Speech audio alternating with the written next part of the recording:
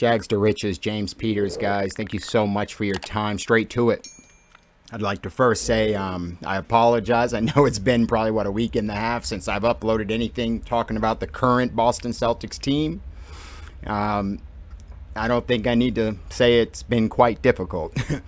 Excuse me. But I've also been working on the Rewind in Time series. That first video dropped last Wednesday. It was the rewind of the 2018 Boston Celtics playoffs run.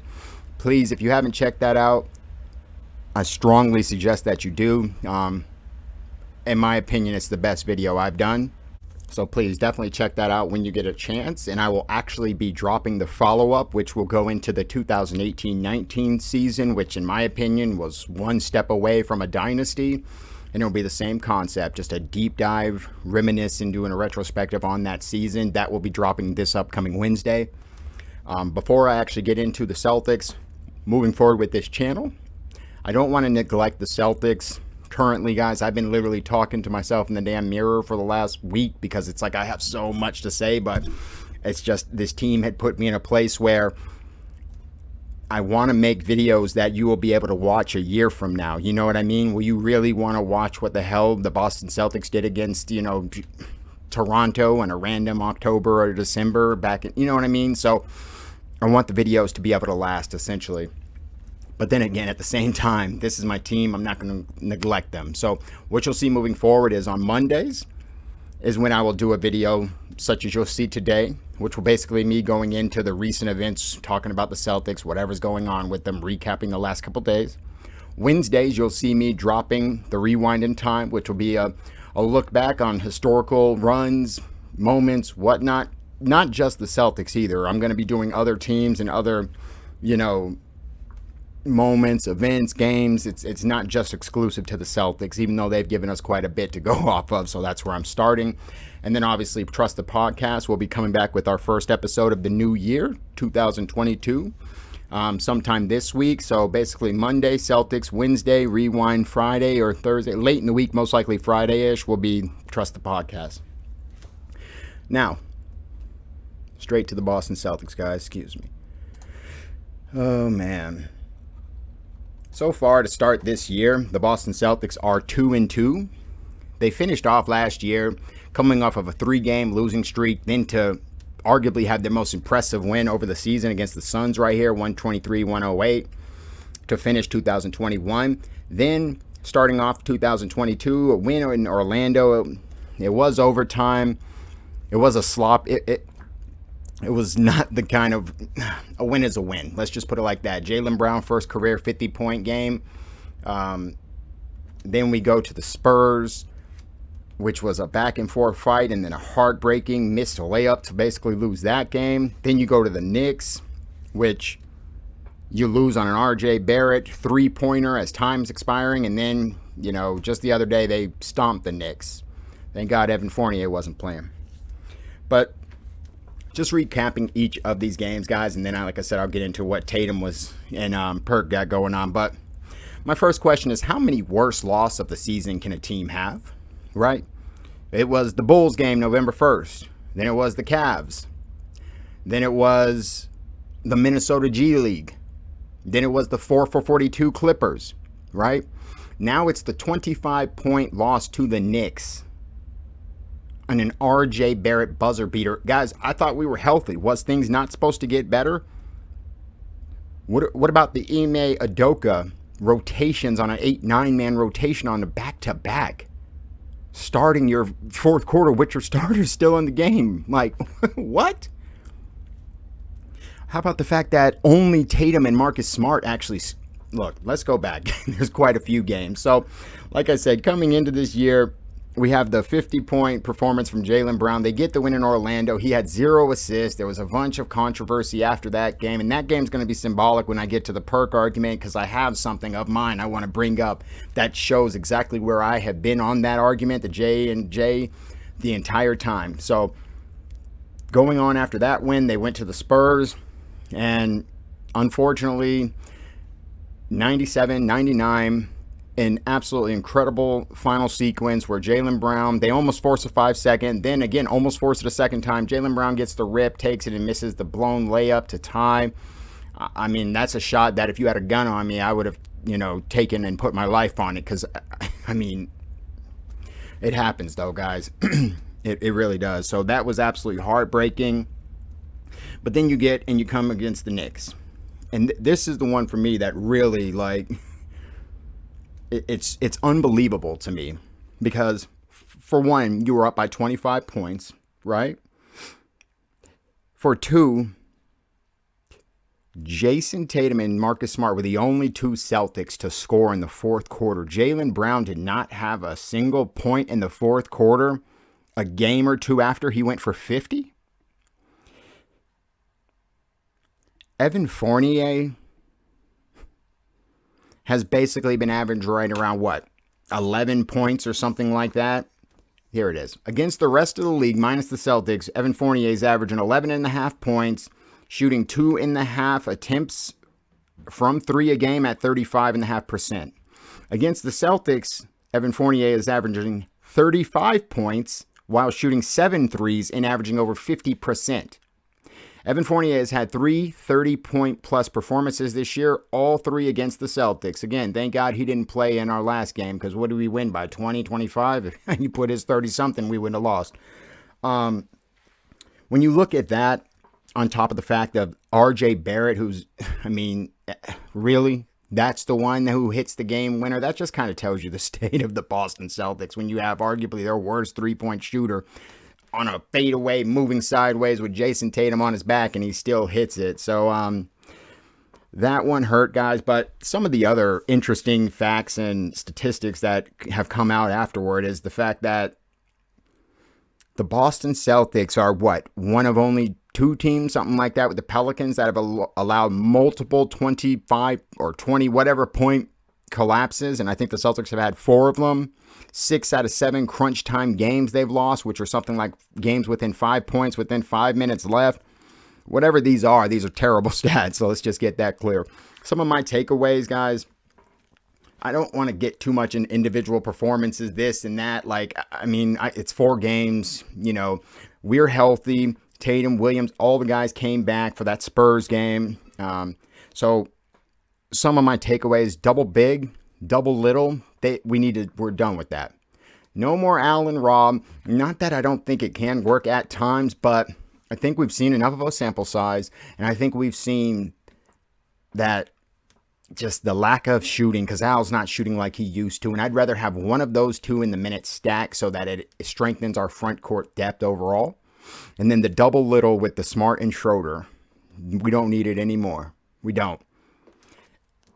Isn't that the Lakers offered him $20+ million last year? I mean, think of that, right? We don't need to see it no more. I mean, when you're talking about both of those guys and potentially, look, Schroeder, Smart, Rob, and Al, that's 4 of your 5 best players, and they're all terrible shooting. None of them can shoot. And furthermore, what was the biggest thing we were promised this year with Marcus Smart? Going to be a true point guard. Going to be the, playmaker. He's going to have the ball in his hands. He's going to be the one. He's finally going to get his chance. He hasn't. He's essentially what he was in, the last several years with Kemba here. He's back to being the 2 guard, which is like exactly where he should not be. I'd rather Marcus come off the bench than be our number 2, to be our shooting guard. Think of what Marcus Smart is, the shooting guard. No. And as good as he is, man, that Knicks game, that win, that play on, dude, he makes plays. It's Marcus Smart. He's incredible. Defensively, as good as he gets.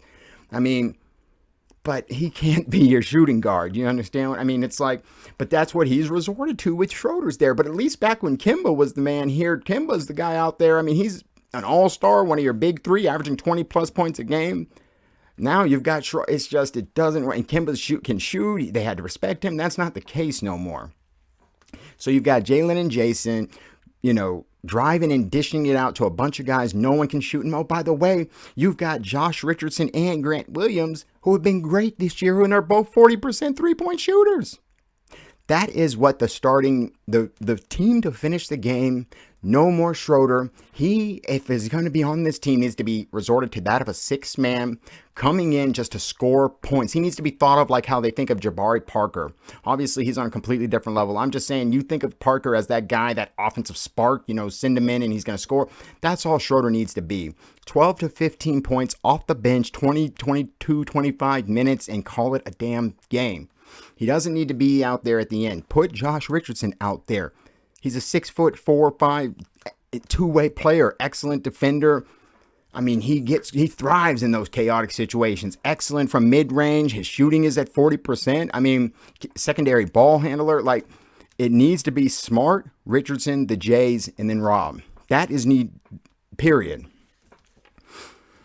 Ime Udoka and his rotations need to tighten up. Again, I will continue to give him a pass. It's his first year. Brad sucked his first year. Sometimes it just happens, guys. You got to learn on the fly, especially with a guy that's never had experience as a coach. But I mean, some of these things, the rotations and just the lineups and the minutes and the distribution, he's got to get it together, because that Knicks game, like the fatigue and just we've lost multiple games this year based on our legs not being under us, and it's based off of his rotation. He's got to stop driving the damn starters into the ground. You're already seeing multiple injuries. Al Horford clearly looks like he's starting to slow. But just looking over my notes, guys, the last thing I'll say is we came off of a really tough month of December. November was great. We went 9-6. We were 10-5 after that, Bulls loss. December, we basically switched it to 6-9. Really tough. And then so far, we're 2-2 to start this year. We are healthy for the first time. So see kind of how that changes things around. See if this team can finally string. They show you at times, like you've seen in that Knicks game, which was just flawless basketball. I mean, you see their potential at times. It's just brilliant. But let me transition over to the big story, which is the Jayson Tatum versus Kendrick Perkins. So basically after the game, Kendrick Perkins, the tweet, Jaylen Brown took over the game, and then, thumbs up. And then at the very end, Tatum went like this, but they got the win. So Tatum responds, uplifting one while shitting on somebody else, right? That's basically where that's at. Before I even comment on this was what? This is the 10th, so the 8th, 2 days ago. Here is your boy here. 6 days ago. So the original comment, this was immediately after. This is in the comment section. This was right after the Orlando game. And essentially, these are both responses to the initial comment. The initial comment was something like, do you guys still think we should trade Jaylen Brown? Basically just saying like, good job, Jaylen. And then this gentleman here goes into this rant about how Jaylen is more improved than Tatum. And then he starts comparing Tatum to guys like Kobe and Jordan, and how they have that winner mentality and he doesn't have it. And, blah, blah, blah. And it's just shitting on Tatum. And at that point, I was already starting to have enough. You see it right here. Why is it we always have to make it a Tatum versus Brown thing? Can't we just enjoy the amazing performance without immediately reintroducing and reinforcing this narrative of division when it comes to the Jays? JB played great. The Celtics win. Period. Not JB played great. And oh, by the way, in case you forget, Brown is better than Tatum, a better winner, hungrier, whatever your opinion is. You all won't be happy until you break this incredibly talented young duo apart. And that is honestly how I feel. I'm kind of at the point where I'm just getting so damn sick of it. Why is that the way of the world right now? Why is it that in order to compliment one, you shit on the other? I mean, you can see me a week ago. I was just kind of like, guys, come on. Jesus Christ, Tatum's not even playing tonight. He wasn't even playing, and you're comparing him to guys. Like, what are you doing? Why? Why can't you just say, man, good shit, Jaylen. Great game. The end. Uplift him. It doesn't automatically have to be negative affiliated with it. It's not going to, and then you'll be the main one 2-3 years from now when one of them leaves and talking shit, right? Guys, let these two young gentlemen, have y'all forgotten how many ECFs they've been to? How things have constantly changed. It was Kyrie, it was IT to Kyrie to Kemba to, it has constantly changed. The rosters have constantly changed, and they've been to fucking 3 out of the last 5. I mean, they have been there, and they're still only 23 to 25 years old. They don't need to blow shit up. They are a move, 1 to 2 right moves away from being right there in the mix. I promise you, it does not have to be.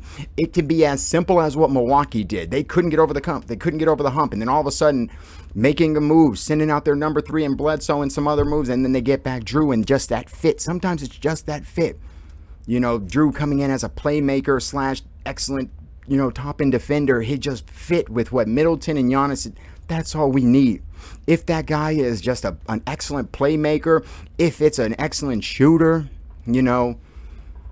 trade deadline's coming up here in a few weeks. We won't have to wait that long, but I don't expect it to be no crazy shit. I would maybe expect like a Schroeder, guys along those lines to move. Biggest name, maybe Al Horford. I heard something about a Schroeder and Al for like a Buddy Hield, Marvin Bagley. Shit like that is sweet. Like, you know what I mean? Those are the type of trades that I'm for. Not crazy blowing up moves, but, small shifts to just change the balance, bring in some excellent shooters, strengthen up the front court. We really just need some shooters and playmakers. Aaron Nesmith, shout out to him, making his G League debut, 20-plus point performance. About time. That's exactly where that young man needs to be.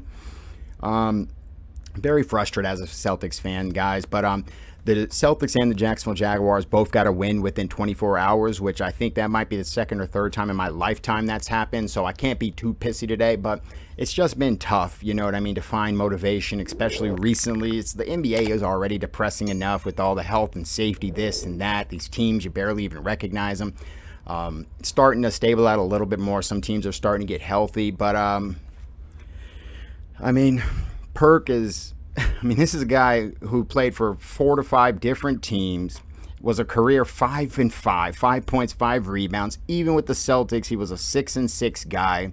Like, yes, you're a champion. Yes, you're a Celtic. I'm not, but you aren't anywhere near those guys' level. And the problem, the media, I understand, they go to school, they devote their entire lives to that craft. Of course, that is their job. Well, you can argue it's Kendrick Perkins now, but to me, athletes are just different because they've walked in those guys' shoes. They've been there. They've done that. They know what it's like. And these guys are from the same alumni with the Celtics. And you're shitting on him?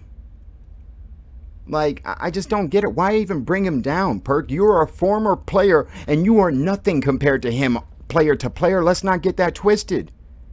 Who are you to talk shit about Jayson Tatum? Really? I just think that's clown shit, and I just recognize that as a Jags fan. Did you see the... I just think that Perk doesn't need to do that. And, of course, Tatum responding just... gave him everything he wanted. Like, keep him as irrelevant as he is, guys. Like, a former player, shitting on a current player is one thing, but to do it to another young man that literally plays for the team that you won a championship with. Like, Perk, if you were on another team during that run, we wouldn't even know who you are. Because your career really was, besides that Celtics little run, there was irrelevant. That's the reality. 5 points, 5 rebounds, 6.6 rebounds. Like, if you didn't play with KG, Ray Allen, and everyone else on that team, like, so I have a real problem with that. I didn't like it. You see from my, comment sections, I've been already fighting that battle. So when I seen it from that, it really did upset me. But finishing up with Rewound in Time for the 2018-2019 season, guys. Like I said, final touches. That'll be available on Wednesday. Trust the Podcast will be coming up later this week. Look for those announcements. Otherwise, James Peters, Jags to Riches, thank you so much for your time. Have an excellent conclusion to your day, guys. Thank you.